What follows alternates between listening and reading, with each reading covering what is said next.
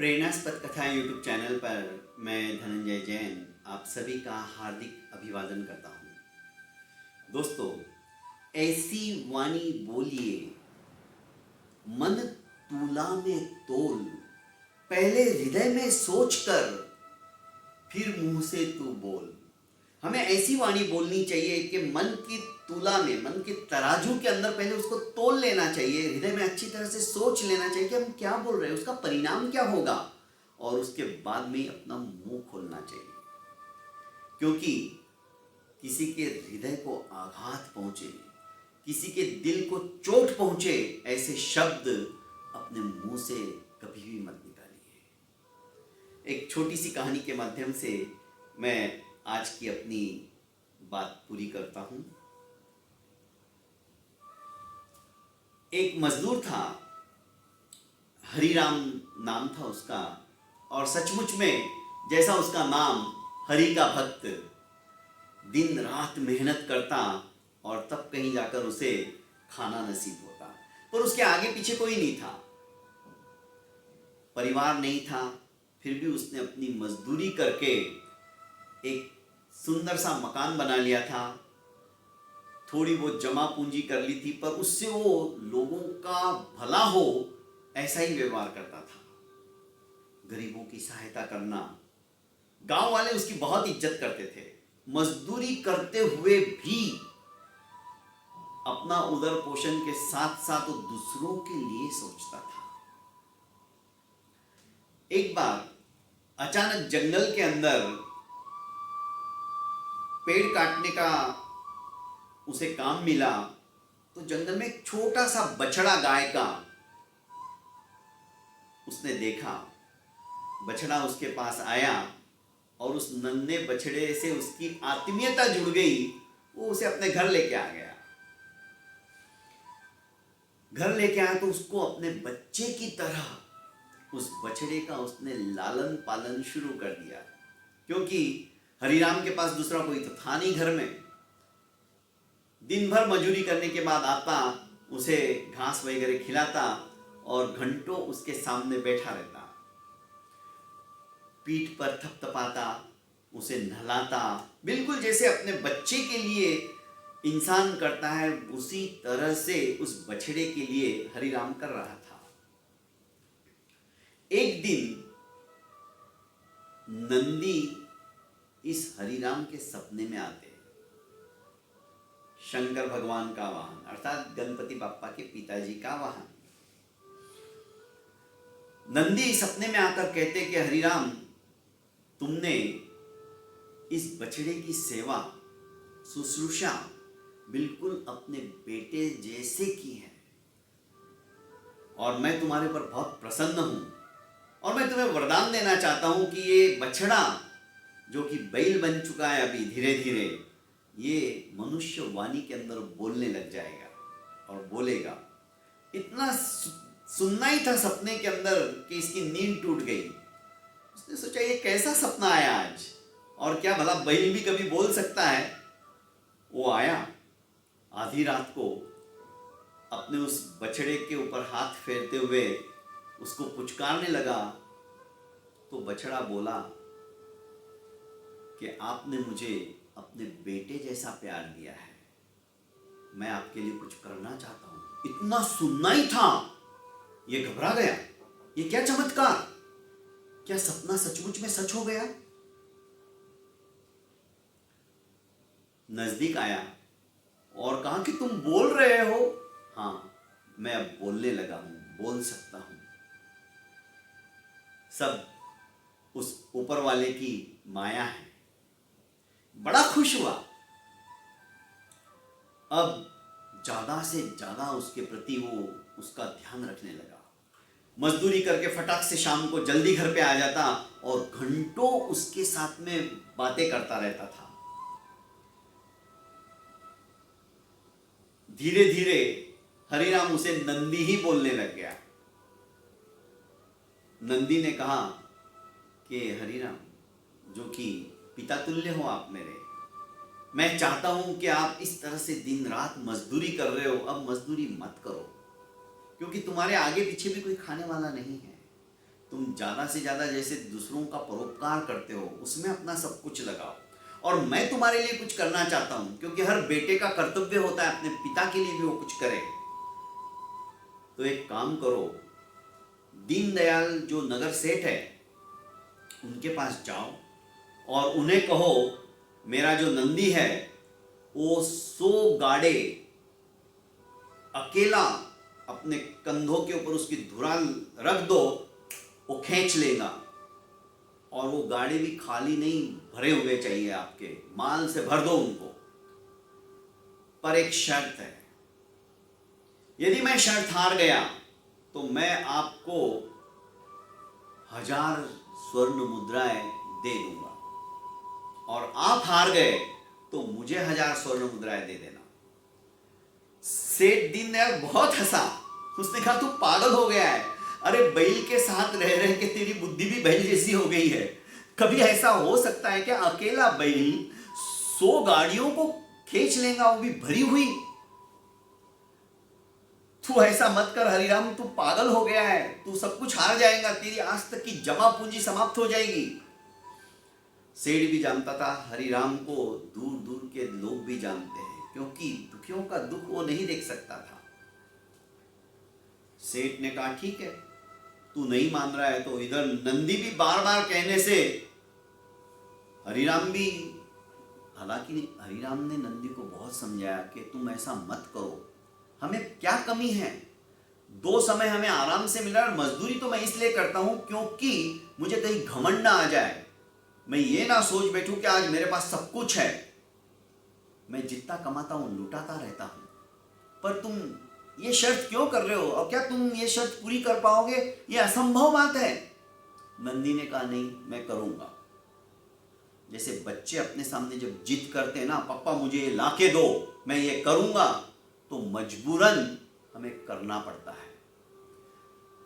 पर पहले हम टटोले सामने वाले के अंदर इतनी पात्रता है क्या, तो ही उसे वो काम दे, तो ही उसे वो जिम्मेदारी दे, तो ही उसके ऊपर वो रिस्पॉन्सिबिलिटी डाले।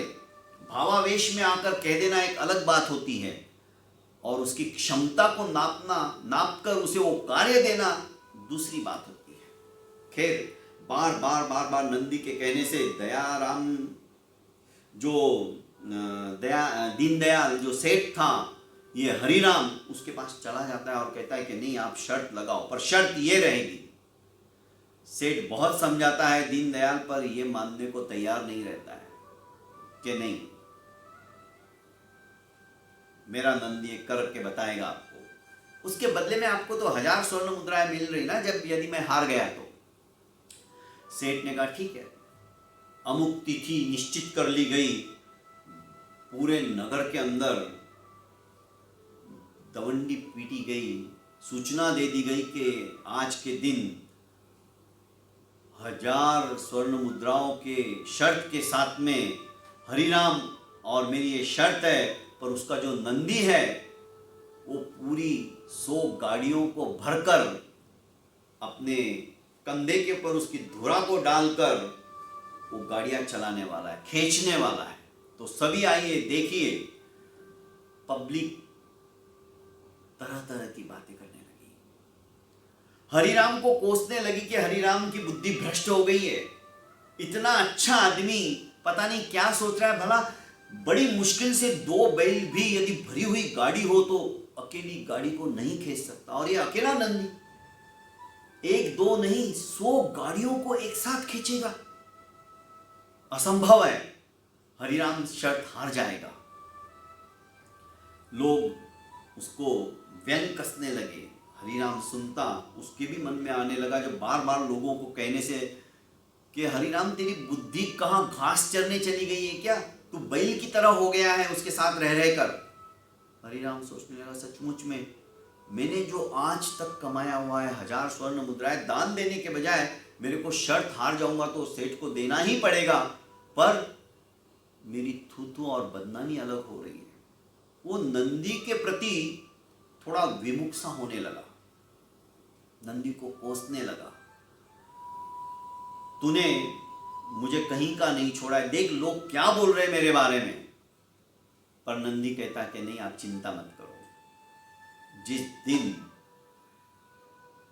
अपनी कंधे के ऊपर धुरा रखकर नंदी को सारी गाड़ियों को वहन करना था, एक दूसरी गाड़ी से एक दूसरी गाड़ी बांध दी गई और पहली गाड़ी के ऊपर इसको बैठाया गया।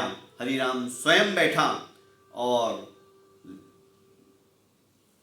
नंदी के नाल डालकर उसको वहन करने के लिए तत्पर था। पूरी जनता देख रही थी, इधर इसने कहा, और जनता टोक रही थी कि हरिराम तुमने बहुत बड़ी गलती की है, नंदी से ये संभव ही नहीं है।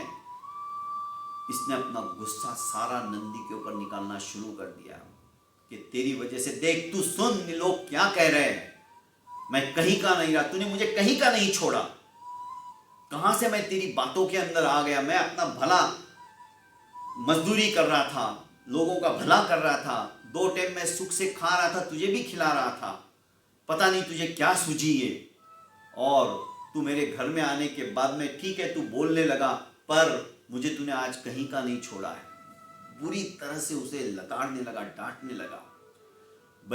नंदी बैल ने सोचा कि हरिराम को सबक सिखाना ही चाहिए, मेरा अपमान कर रहा है सबके सामने। जब मैंने इसे बोल दिया कि मैं वहन कर सकता हूं, सारी 100 गाड़ियों को चला सकता हूं, फिर भी इसे मेरे पर विश्वास नहीं, अब मैं एक कदम भी आगे नहीं चलूंगा। नंदी को चाबुक से मार रहा है, ठोक रहा है, उसकी पूंछ मरोड़ रहा है, पर नंदी टस से मस नहीं हो रहा है। लोग जानते थे वही हुआ, आखिर ये शर्त हार गया। 1000 स्वर्ण मुद्राएं, वचन का पक्का था, दयालु तो था ही।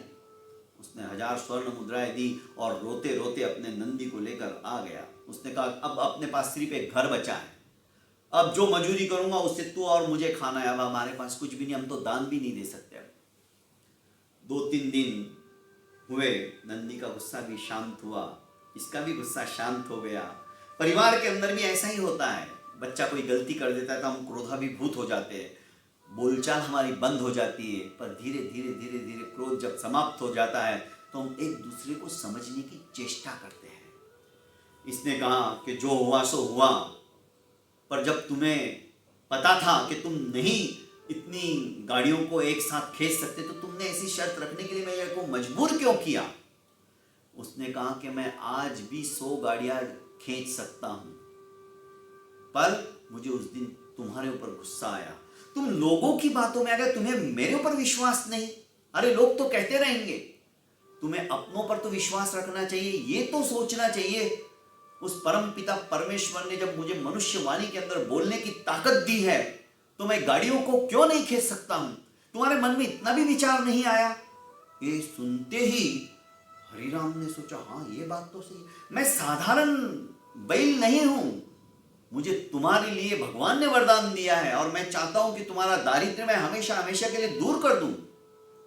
तुम फिर से उस दीनदयाल के पास जाओ और इस बार 2000 स्वर्ण मुद्राओं के साथ साथ शर्त लगाने की बात करो उससे। उसने कहा ठीक है, मैं चाहता हूं। इस बार 2000 स्वर्ण मुद्राओं की शर्त लगी। सेठ ने कहा पर तेरे पास पैसे कहाँ हैं? तो मेरा मकान है ना, मैं वो दे दूंगा लगे तो आपको, उसको बेचकर और पैसे थोड़े बहुत ज्यादा ही मिलेंगे। ठीक है, शर्त मंजूर हो गई। फिर से पब्लिक आई, इस बार ज्यादा थी और लोगों ने सोच लिया कि पता नहीं इस हरिराम को क्या हुआ है, ये तो बर्बाद हो जाएगा, सड़क पे आ जाएगा, कटोरा हाथ में लेकर हमारे घर के सामने भीख मांगेगा। तरह तरह की बातें होने लगी। पर शर्त के दिन नंदी को वापस जूता गया, उसके कंधों के ऊपर 100 गाड़ियों की धुरा रखी गई। एक दूसरी गाड़ी बंदी थी, गाड़ियां भरी पड़ी थी, लदी पड़ी थी, लोग भी बैठे हुए थे गाड़ियों के बीच में। बैठे हुए गाड़ियों को उठाना था, इतना सारा वजन उठा के नंदी को खींचना था। इस बार हरिराम ने उसे मारा नहीं, चाबुक नहीं दिखाया, बल्कि प्यार से हाथ थपथपाते हुए उसे कहा कि बेटा चल, आज अपनी परीक्षा है। हल्के हाथों से सहलाते ही नंदी सरपट भागने लगा।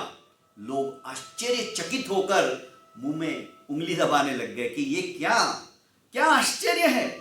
हम क्या देख रहे हैं, कहीं सपना तो नहीं है।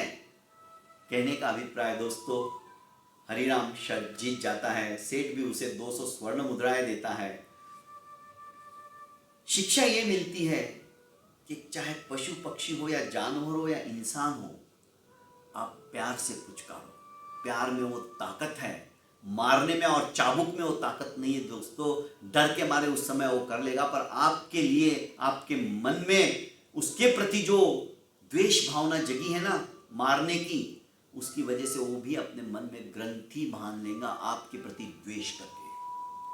दोस्तों, जैसा हम सामने वाले के साथ व्यवहार करते हैं, वैसा ही व्यवहार सामने वाला हमारे साथ करता है। इसलिए किसी से भी बात करो ना दोस्तों, प्यार से बात करो, स्नेह से बात करो। जो काम प्यार से आप कर सकते हो, डांट डपट कर और प्रताड़ित करके वो काम कभी नहीं कर सकते। प्रेम के अंदर वो ताकत है दोस्तों, उस ताकत को पहचानो। प्रेरणास्पद कथाएं यूट्यूब चैनल पर आप सभी का मैं फिर से एक बार स्वागत करते हुए यही निवेदन करता हूं कि अभी तक आपने मेरे इस चैनल को लाइक एवं सब्सक्राइब नहीं किया है दोस्तों, तो कर लीजिए, क्योंकि प्रतिदिन एक छोटी सी कहानी जो कि हमें प्रेरित करती है कुछ करने के लिए, समुद्यत करती है, आप इसे लाइक सब्सक्राइब के साथ साथ ज़्यादा से ज़्यादा अपनों को फॉरवर्ड करते चले जाइए। क्या पता किसके जीवन के अंदर कौन सी कहानी सुनकर परिवर्तन आ जाए और उसका पुण्य फल आपको प्राप्त हो। बहुत बहुत धन्यवाद।